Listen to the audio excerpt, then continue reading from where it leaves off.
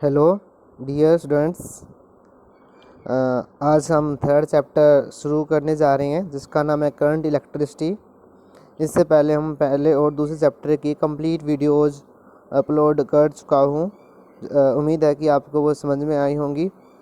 इस चैप्टर से मैं एक थोड़ा सा मॉडिफिकेशन करने जा रहा हूँ कि अब हम जो वीडियोस डालेंगे उनमें कुछ जो वीडियोस होंगी वो पहले से कम ड्यूरेशन की होंगी, कम मिनट्स की होंगी, जिसमें हम कम टॉपिक पर वीडियो डालेंगे। तो स्टार्ट करते हैं हमारा chapter current electricity. Third chapter है ये 12th फिजिक्स का, करंट इलेक्ट्रिसिटी, या फिर इसको इलेक्ट्रोडायनेमिक्स भी बोलते हैं। डायनेमिक्स। तो जैसे हमें पता है कि इलेक्ट्रो मीन्स चार्ज और डायनेमिक्स मीन्स इन मोशन। तो यहाँ पर जो इलेक्ट्रोडायनेमिक्स है वो चार्ज इन मोशन की स्टडी है, जिसका दूसरा नाम इलेक्ट्रिसिटी भी है या फिर करंट इलेक्ट्रिसिटी आप कह सकते हैं।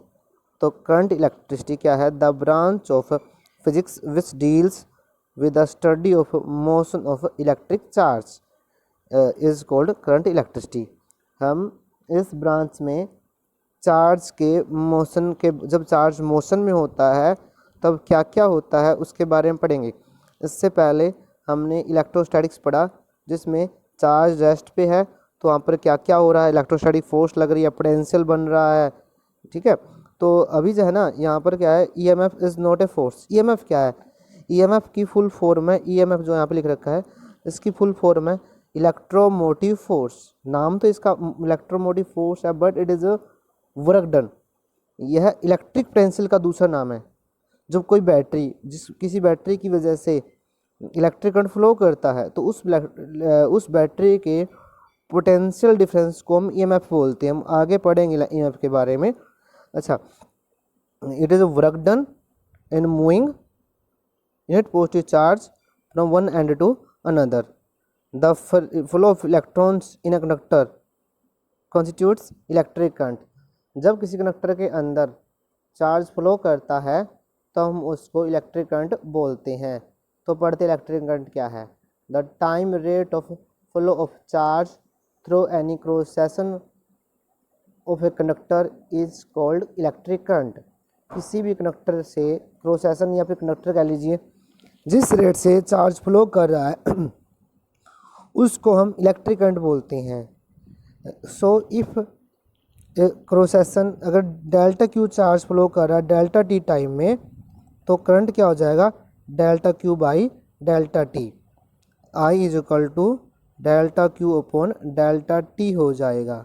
ठीक है, इंस्टेंटेनियस करंट क्या है भाई? किसी भी टाइम पे I is equal to D Q upon D T, क्योंकि हमने +1 में पढ़ा है ये डिफ्रेंसिएशन ऑफ चार्ज है with time.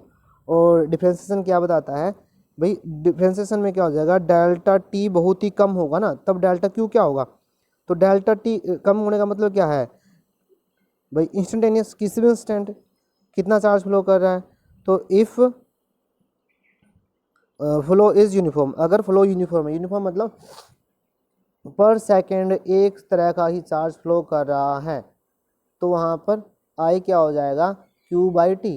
I is equal to Q divide by T.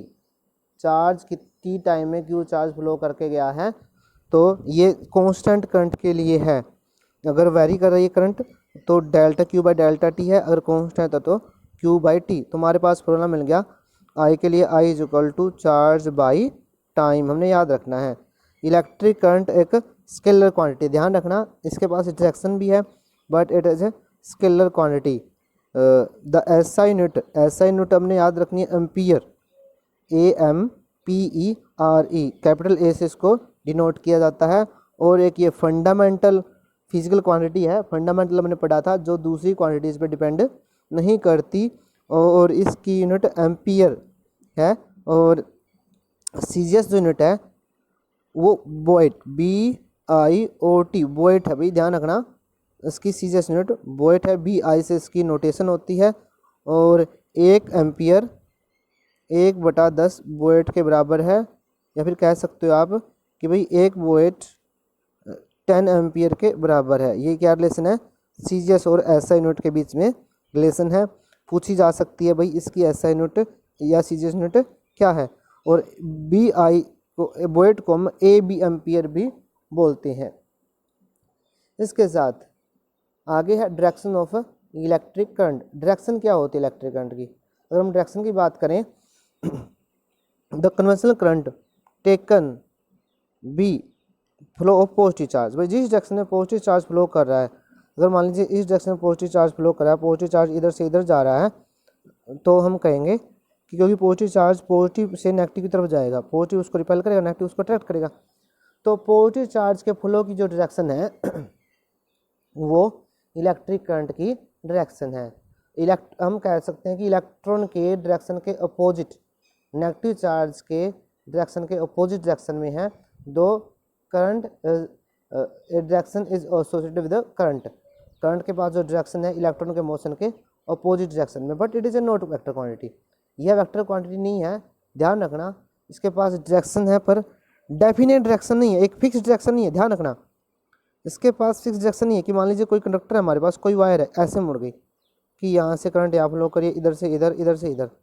Conductor जैसे यहाँ पे डायरेक्शन ये है, यहाँ पे ये है, यहाँ पे है, कोई फिक्स डायरेक्शन होनी चाहिए। वेक्टर क्वांटिटी के पास कोई फिक्स डायरेक्शन होनी चाहिए। चार्ज के पास कोई फिक्स, इलेक्ट्रिक करंट के पास कोई फिक्स डायरेक्शन नहीं है, इस वजह से यह वेक्टर क्वांटिटी नहीं है। अगर हमने कंडक्टर को ऐसे रख दिया तो डायरेक्शन अलग अलग पॉइंट पे अलग अलग होगी, तो हम कह सकते हैं कि फिक्स डायरेक्शन नहीं है। फिक्स डायरेक्शन नहीं है तो ये स्केलर क्वांटिटी है। करंट को हम अलजेब्रिकली जोड़ सकते हैं, ओनली स्केलर क्वांटिटी को हम अलजेब्रिकली जोड़ सकते हैं, वेक्टर क्वांटिटीज को नहीं।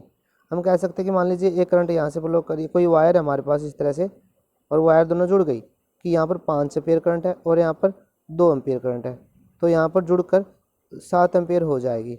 अगर वायर इस तरह से है या फिर इस तरह से दोनों वायर, तो कोई फ़र्क नहीं पड़ता, डायरेक्शन बदलने से जोड़ में कोई फ़र्क नहीं पड़ता। लेकिन जैसा आपको पता है जो वेक्टर क्वांटिटीज़ हैं वो उनको वेक्टर एडिशंस के अनुसार ही जोड़ा जाता है। इसके बाद है चार्ज ऑन एक करंट कैरिंग कंडक्टर। ध्यान से समझिए इसको। In a conductor the current is caused by free electrons. Free electrons की वजह से, जब किसी कंडक्टर के अंदर, क्योंकि जो प्रोटॉन है वो तो बंधे हुए होते हैं, लेकिन इलेक्ट्रॉन्स जो फ्री होते हैं उनके मूवमेंट की वजह से करंट बनती है। नंबर ऑफ इलेक्ट्रॉन जो है ना नंबर प्रोटॉन के बराबर होते हैं कंडक्टर के अंदर, इस वजह से नेट चार्ज जो है ना कंडक्टर के ऊपर 0 है। छोटा सा पॉइंट आपको याद रखना है। इसके बाद नॉन यूनिफॉर्म और क्रॉस सेक्शनल एरिया है कि जैसे कि कोई कंडक्टर है ना इस तरह से है, ध्यान रखना कि इधर तो उसकी मोटाई ज़्यादा आगे जाके कम हो जाती है या ज़्यादा हो जाती है। तो ये कोई कंडक्टर है, कोई मान लीजिए वायर है, तो यहाँ पर जो करंट फ्लो कर रही है वो करंट नॉन यूनिफॉर्म एरिया होने की वजह से, अगर cross section area non uniform है तो उसमें चेंज नहीं आएगा। ठीक है, याद रखना इस बात को भी। इसके साथ साथ ही ये टॉपिक भी पढ़ लें आप, the charge particle whose flow in definite direction constitute the electric current. Charge particles की वजह से, किसी फिक्स डायरेक्शन में चार्ज पार्टिकल के मोशन की वजह से, फ्लो की वजह से जो करंट होती है, तो उन चार्ज पार्टिकल्स को हम करंट कैरियर्स बोलते हैं।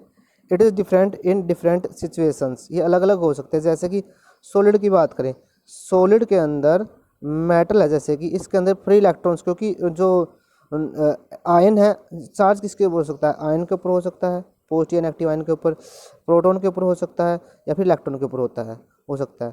तो यहाँ पर क्योंकि आयन भी बंधे हुए हैं मेटल के अंदर, प्रोटॉन भी बंधे हुए हैं, फ्री इलेक्ट्रॉन्स ही मूव कर सकते हैं, तो वहाँ पर सिर्फ सॉलिड के अंदर सिर्फ फ्री इलेक्ट्रॉन्स ही चार्ज कैरियर हो सकते हैं। लिक्विड के अंदर क्या है, नेगेटिव आयन और पॉजिटिव आयन मूव कर सकते हैं, क्योंकि आयन जो है ना वहाँ पे एटम या फिर आयन, अगर आयन के एटम के पास से हमने कोई चार्ज इलेक्ट्रॉन ले लिया तो वो पॉजिटिव आयन बन गए, या इलेक्ट्रॉन दे दिया तो वो नेगेटिव आयन बन गए, वो मूव कर सकते हैं। तो वहाँ पर लिक्विड के अंदर पॉजिटिव आयन या नेगेटिव आयन करंट कैरियर्स हो सकते हैं। और हम गैसेस की बात करते हैं, गैस के अंदर पॉजिटिव आयन और फ्री इलेक्ट्रॉन्स क्या हो सकते हैं?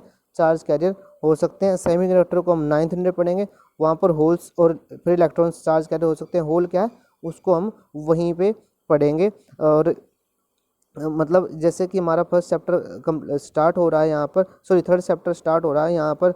आप पहली जो वीडियो है इसमें इतना ही पढ़िए, अगली वीडियो में हम आगे का टॉपिक पढ़ेंगे।